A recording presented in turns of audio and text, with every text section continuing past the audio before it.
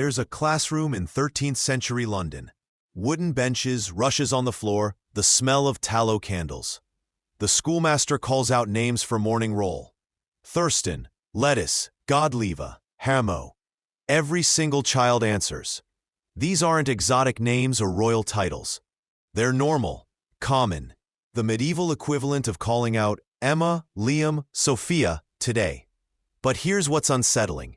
If you heard those names now, you'd assume they were made up, fantasy novel characters, video game NPCs. Except they're not. They belong to real children who ran through real streets, who learned to read, who grew up and had families of their own. So what happened? How do names that were once everywhere become so completely forgotten that they sound alien to our ears? The answer involves plague, politics, invasion, and something far stranger. The moment when parents collectively decided their grandparents' names suddenly sounded wrong. Before we meet these vanished names, you need to understand the world that gave birth to them. The 13th century was a linguistic battlefield. 3 languages fought for dominance in England. Norman French, spoken by nobles and courts. Latin, used by the church and scholars. And English, but not the English you'd recognize. Middle English was a mongrel language, absorbing words from its conquerors like a sponge. And this warfare played out most intensely in one specific place: names. When a merchant in 1250 named his son, he wasn't just picking something that sounded nice. He was making a statement. A Norman name like Piers or Giles signaled ambition. You wanted your child to sound like the ruling class. An Anglo-Saxon name like Godwin or Edric was an act of cultural resistance, clinging to pre-conquest identity. A Latin name like Benedict or Clement showed religious devotion. But most parents did something fascinating. They chose names from all 3 traditions interchangeably. Brothers might be named Ralph, Norman, Edmund, Anglo-Saxon, and Lawrence, Latin. The names we're about to explore come from this wild mixing period, before standardization, before anyone decided what an English name should sound like. Here's the thing that makes this era special. Medieval people had no idea which names would survive. To them, Thurston was just as normal as William. Sybil was as common as Mary. They couldn't have predicted that some names would sail through centuries while others would vanish so completely that modern parents wouldn't even recognize them as names at all. Let's meet the lost children of medieval England. 1. Thurston. In a Canterbury schoolroom in 1272, 3 boys answered to Thurston. It means Thor's stone, a leftover from England's pagan past, wrapped in Christian present. The name survived the Norman conquest because it was already being used by important Norman families. It had crossover appeal. But here's what killed it: pronunciation shift. By the 1400s, people were starting to struggle with that thur sound. It felt clunky, old-fashioned. Parents began choosing Tristan instead, similar meaning, smoother sound. By 1500, Thurston was already rare. By 1600, it was a grandfather's name. By 1700, it was gone. 2. Godliva. This name stops people cold. Godliva. It sounds invented, like a fantasy author just smashed syllables together.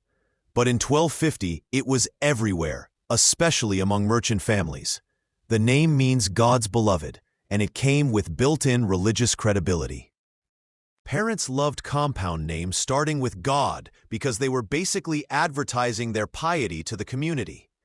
Godliva, Godalina, Godagiva, dozens of variations existed. So why did it die? The Protestant Reformation. When England broke from Rome in the 1530s, overtly religious names started feeling ostentatious, suspiciously Catholic. Parents quietly stopped using them. By Elizabeth I's reign, a girl named Godliva would have seemed quaint. By 1650, the name had completely vanished from birth records. 3. Hamo. Short, punchy, memorable. Hamo was the medieval equivalent of Jake or Max, a no-nonsense name that was everywhere in the 13th and 14th centuries. It's Germanic in origin, derived from heim, meaning home. Norman nobles brought it to England, and it trickled down to merchant and artisan classes. You'll find Hamo the baker, Hamo the draper, Hamo the scrivener in medieval tax records. The death of Hamo is mysterious. It didn't die from a single cause, it just faded. By the 1500s, it had become a rural name, used in small villages but abandoned in cities. By the 1600s, it sounded rustic and unsophisticated. Parents wanted their children to sound educated, upwardly mobile. Hamo didn't fit that image anymore. It simply stopped being chosen. 4. A vice. Here's a name that almost made it. A vice was incredibly popular, from 1200 to 1400, especially in southern England. It's derived from a Germanic root meaning battle or struggle. What's fascinating is that a vice had a natural modern equivalent waiting for it, avis. But when the 20th century rolled around, a car rental company claimed that word, and suddenly the name felt corporate, not personal. The medieval form a vice never got a revival because it looks like a misspelling. But in 1250, every classroom had an avice. She was the girl sitting in the corner practicing her letters, completely unaware that her name would one day sound so unfamiliar that people would think it was a typo. 5. Folk. This one's brutal to modern ears. Folk sounds harsh, almost aggressive, but in medieval England, it was aristocratic, a name associated with powerful families and crusader knights. It comes from the Germanic folk, meaning people or tribe. Folk of Anjou was a king of Jerusalem. The name carried weight, history, prestige, but it died for the simplest reason imaginable. It sounds like an insult. As English pronunciation evolved, folk started sounding too close to profanity. By the 1500s, parents were avoiding it. By the 1600s, it was exclusively a surname. The name couldn't survive the accident of linguistic drift. Here's where the story gets dark. Between 1348 and 1350, the Black Death killed between 30 to 60% of England's population. Entire families were erased, villages disappeared, and in the aftermath, something strange happened to names. When survivors rebuilt their lives, they didn't name their children after the dead. They couldn't. The names of plague victims carried too much grief. If your daughter Lettuce and son Hamo died in 1349, you weren't giving those names to your next children. It would be like wearing their clothes. The psychological weight was unbearable. But here's what's truly haunting. This wasn't a conscious decision to abandon certain names. It was a collective trauma response that played out over generations. Names that had been common before 1348 became rare by 1380. Some disappeared entirely. The plague didn't just kill people, it killed names. It killed the sound of medieval classrooms. And then something else happened. The Renaissance arrived in England, and with it came a new aesthetic, classical names. Suddenly, Latin and Greek names from ancient Rome felt sophisticated, educated, fashionable. Names like Julian, Marcus, Cecilia. The old Germanic and Norman names started to sound provincial by comparison. Parents always want their children to have advantages. And if giving them a modern Renaissance name instead of a medieval name could help, even slightly, they'd do it. 6. Mauger. Pronounced Mauger, this Norman name meant council spear. It was aristocratic, dignified, associated with successful merchant families. In the 1200s, a boy named Mauger had prospects. But Mauger suffered from an image problem. By the 1400s, England was developing a distinct national identity, separate from France. Suspicious of French influence, Norman names began to feel foreign. During the 100 Years' War, anything that sounded too French became a liability. Mauger also had a pronunciation problem. As English spelling standardized, people looked at Mauger and didn't know how to say it. Was it Mauger? Mauger? The confusion killed it. By 1500, it was gone. 7. Roesse. This is heartbreaking because Roesse was everywhere in the 13th century, one of the top 10 girls' names. It's the Norman version of Rose, but with a more elaborate, formal construction. What killed Roesse was simplification. As the middle class grew, there was pressure towards simpler, more democratic names. Roesse felt aristocratic and fussy. Rose felt clean and accessible. Parents made the switch. By 1450, Rose was in, Roesse was out. But here's the twist. Modern parents searching for unique vintage names have no idea Roesse exists. It's sitting there in medieval records, a beautiful name that was once everywhere, and it's been completely forgotten. 8. Pagan. Yes, seriously. Pagan was a common medieval name, ironic as that sounds. It actually comes from the Latin paganus, meaning country dweller or rustic. The religious connotation came later. In the 13th century, nobody thought twice about a boy named Pagan. But as the Protestant Reformation intensified religious consciousness, the name became impossible. You couldn't name your child something that meant non-believer. The name died quickly and absolutely. What's wild is that the surname Pagan survived, but the first name didn't. Some names can live on as surnames long after they've become unthinkable as given names. 9. Dionysia. The medieval feminine form of Denis, Dionysia was elegant, classical, and incredibly popular in the 1200s and 1300s. It referenced Dionysus, the Greek god, but had been Christianized enough that medieval parents didn't worry about pagan associations. Dionysia died from competition. When Renaissance humanism hit England, people rediscovered Greek names and started using them in their original forms. Dionysia felt like a medieval corruption. Parents who wanted a classical name chose Diana instead. Simpler, more direct, more authentic. By 1600, Dionysia sounded old-fashioned. By 1700, it was extinct. 10. Claris. Wait, isn't Claris still used? Technically, yes, but the medieval pronunciation was completely different. Claris, not Clarice.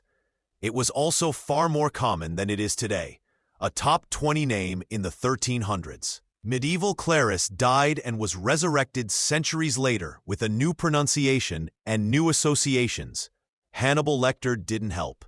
The modern Claris is essentially a different name that happens to share spelling with its medieval ancestor. This is one of the strangest fates a name can have. Survival through reinvention, but so transformed that the original is effectively lost. Here's what's chilling. Name extinction happens fast. Research shows that a name can go from common to non-existent in just 3 generations. That's 60 to 75 years. Within a single human lifetime, a person can watch their own name become archaic. Imagine being an elderly Thurston in 1520, looking at his grandchildren, none of whom carry names anything like his. The world has moved on. His name, once everywhere, now marks him as old, out of touch, a relic. And here's the mechanism. Names survive through active choosing. Every generation has to consciously select a name from the available pool. If a name falls out of fashion and isn't chosen for even 2 generations, it's effectively dead. There's no passive survival. Names don't coast on tradition. They require constant renewal, which means the names we're discussing died because thousands of individual parents independently decided, not that one.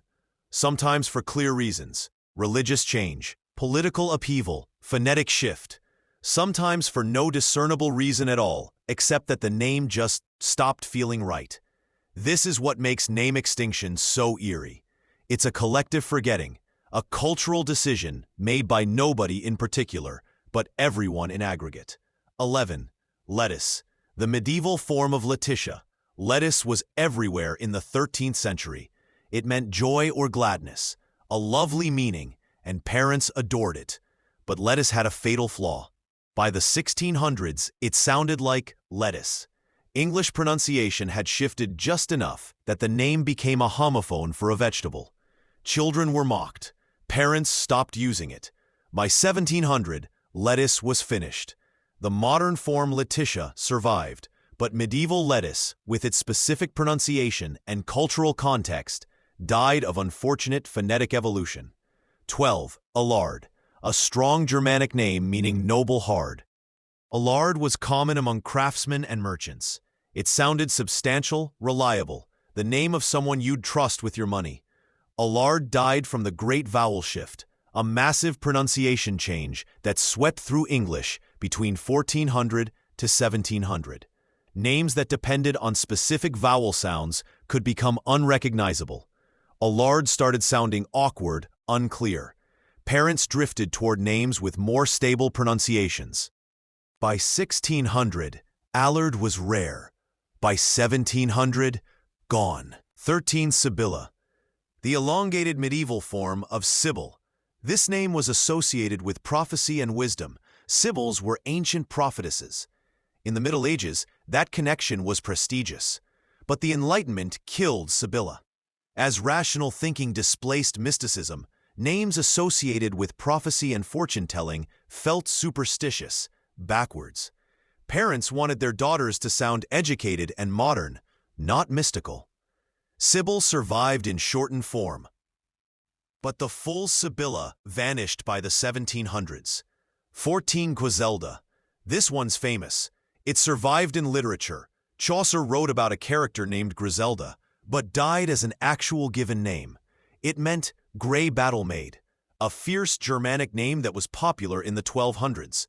What killed Griselda was its association with the Chaucer story, where Griselda is a patient, long-suffering wife who endures horrible treatment without complaint. By the 1500s, the name had become synonymous with passive victimhood. No parent wanted that for their daughter. Literary fame can kill a name just as easily as it can save one. 15. Amabel. Beautiful, elegant, meaning lovable. Amabel was a top name in the 1200s and 1300s. It was the original form of what eventually became Mabel. But here's the strange death. Amabel was shortened to Mabel as a nickname. And then Mabel became the official name. The original form was forgotten. By 1600, people using Mabel had no idea it was a shortened form of anything. This is linguistic amnesia in action. The nickname kills the original, and within a few generations, nobody remembers there ever was a longer version. So what happened? How did 15 common names, names that were once spoken in every village, every school, every church, become so unfamiliar that they now sound invented? The answer isn't a single catastrophe. It's death by 1,000 cuts, plague and trauma, linguistic shift and pronunciation change, religious reformation and political upheaval, the rise of new aesthetics and the fall of old identities, the great vowel shift, the printing press standardizing spellings, the Renaissance importing classical names, the Enlightenment rejecting mystical associations. Each name died for slightly different reasons, but they all died the same death. Parents stopped choosing them. And here's what that reveals about names, about culture, about us. Nothing is permanent. The names we consider timeless and classic today, Emma, James, Olivia, William, exist in a fragile state of continuous choosing. They persist only because each generation actively selects them again. Stop choosing them for 2 generations, and they vanish. Which means the names that dominate today's classrooms could be the Thurstons and Godlevas of the future.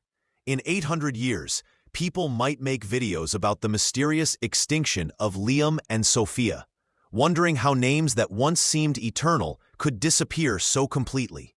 The medieval children named Thurston, Lettuce, and Hamo didn't know they were the last generation to carry those names. They assumed the names would continue forever, the way we assume about our own. But names are mortal. They live and die like everything else. The only difference is that when a name dies, it takes a small piece of history with it. The sound of a mother calling her child home. The feeling of a teacher reading Morning Roll. The identity of an entire world that once existed, but now survives only in parish records and dusty archives. These 15 names are ghosts. And like all ghosts, they remind us that the present is temporary, the familiar is fragile, and nothing, not even the names we speak every day, lasts forever.